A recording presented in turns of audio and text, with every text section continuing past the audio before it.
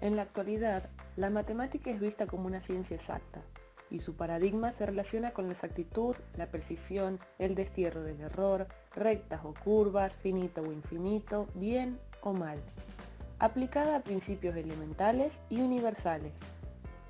Esas ideas provienen de una obra milenaria que se convirtió por excelencia en el libro de las matemáticas, Los Elementos de Euclides. Esa obra tenía un modelo que seguía la educación matemática: axioma, teorema, demostración, corolario, ejercicio. Eso eran las matemáticas. Así se enseñaban, así se aprendían. Desde la antigüedad se sostiene que dicha ciencia es tan perfecta y armoniosa que no puede ser creación humana, sino divina. La idea tradicional del descubrimiento matemático sostiene que existe por sí misma en un mundo ideal o perfecto, y es descubierta. Pero vamos a cuestionar esto. La lógica es imprescindible en matemática. La justificación de los resultados se fundamentan con ella. Es un juez determinante de su veracidad o falsedad. Sin embargo, no todo lo matemático es lógico. Se suele mostrar del mundo matemático los resultados ya acabados, pero detrás de eso se cometen errores, se hacen pruebas, se refutan ideas y demostraciones. Es desesperante cuando la lógica no cede a los deseos de la intuición. Pero esto ocurre porque también en el mundo matemático, además de la lógica, existen la intuición, la analogía, la experimentación, la conjetura, básicamente el pensamiento humano. Y puesto que no todo el mundo piensa igual o tiene los mismos intereses, la sociedad y la cultura influyen en las actividades y recursos. El desarrollo del conocimiento matemático responde al interés del ser humano por resolver problemas, inspirados tanto por el deseo del conocimiento como el reto personal o la creatividad.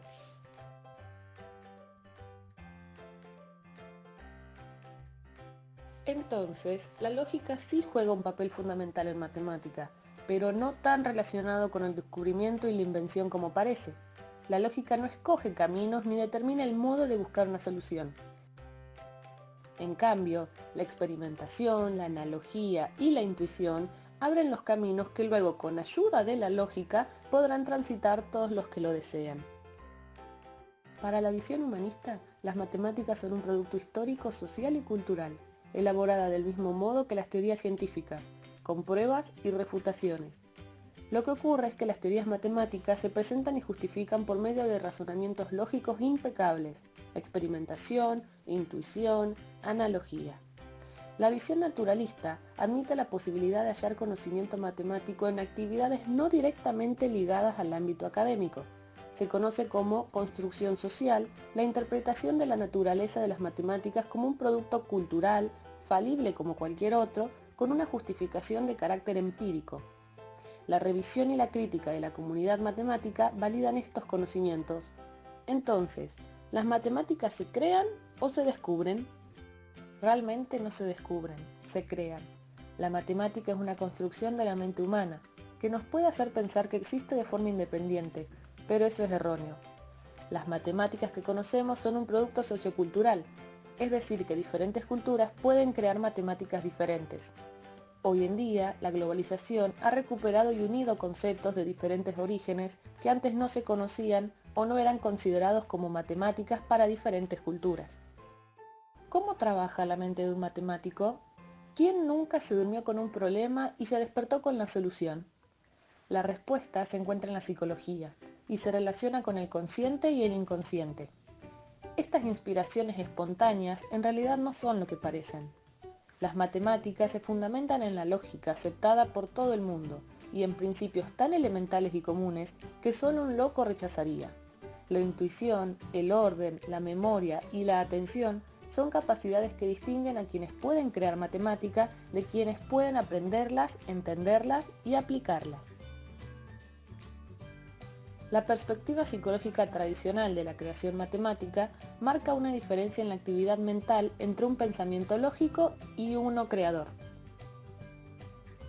Los psicólogos distinguen 4 fases del proceso creativo.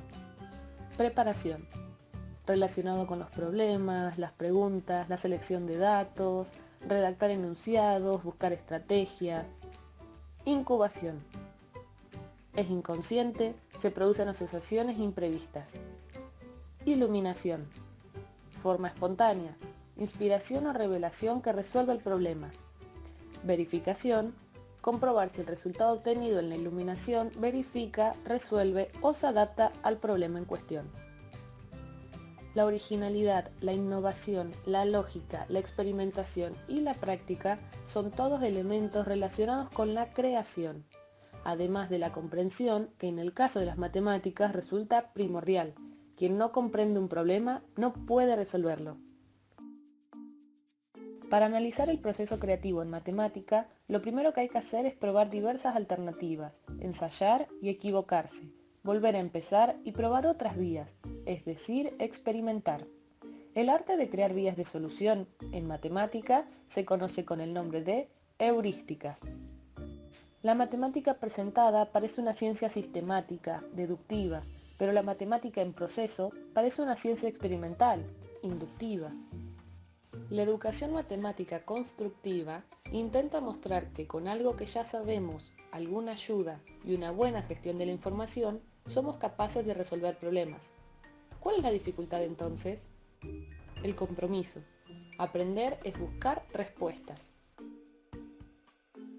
Dentro de las fases de la creación, existen 6 aspectos fundamentales que intervienen en la investigación creativa: observación, intuición, experimentación, conjetura, analogía, verificación.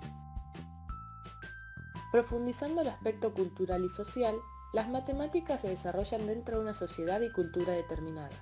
Ese contexto determina su avance, ya que los factores socioculturales influyen en el aspecto creativo al dar más importancia a unos problemas que a otros, e incluso al no dar importancia alguna a otros que en otras culturas pueden resultar fundamentales. Cambiando el contexto, la sociedad y la cultura, se puede encontrar una forma de vida particular. Cada país tiene su propia lengua, sus creencias, ritos, su sistema de clase, su cultura. Cuando uno lleva tiempo suficiente en el país ajeno, acaba acostumbrándose a lo exótico y novedoso. Lo que antes parecía extraño se convierte ahora en corriente. Como ejemplo, la tribu Toraja de Indonesia desarrolló un método de estimación visual para crear diseños geométricos sin utilizar regla ni compás. Esto es parte de su cultura matemática y se transmite de generación en generación. Dentro de la comunicación, los diferentes idiomas complican la interacción social. La tribu Toraja realiza una división aproximada.